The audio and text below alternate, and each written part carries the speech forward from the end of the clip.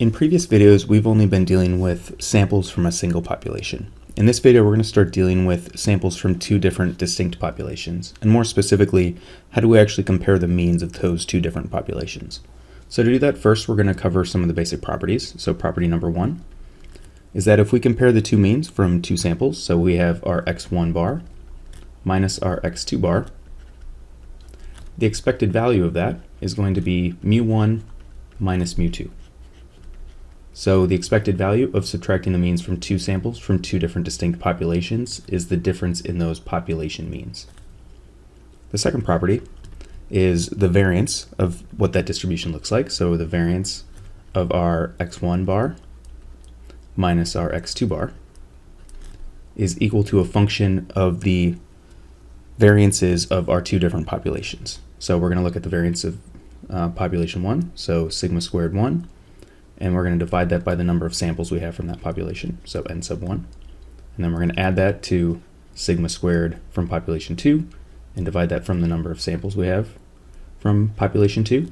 And after we add those together, we take the square root of that sum, and that's going to be our standard deviation for x1 bar minus x2 bar.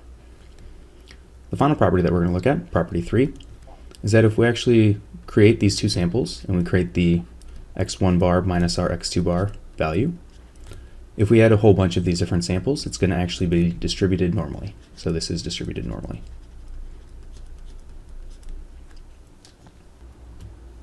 Now that we have the basic properties laid out for how to compare two different population means, we're going to first look at how to create a confidence interval for mu1 minus mu2, and we're first going to start with dealing with large samples. And we're going to consider it a large sample if our n1 value is greater than or equal to 30, and our n2 value is also greater than or equal to 30. And this helps us so that we can use the central limit theorem to help create this normal distribution that we need to deal with.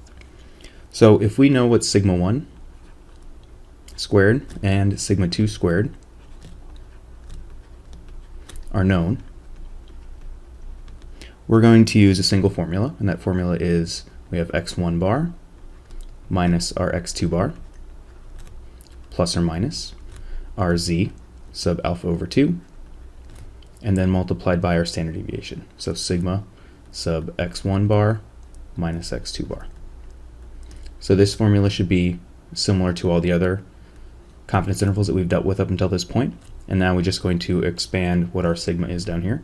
So from the previous little part of our video, we have x1 bar minus x2 bar plus or minus our z sub alpha over 2 times our sigma 1 squared over n1 plus our sigma 2 squared over n2 and the square root of that whole value.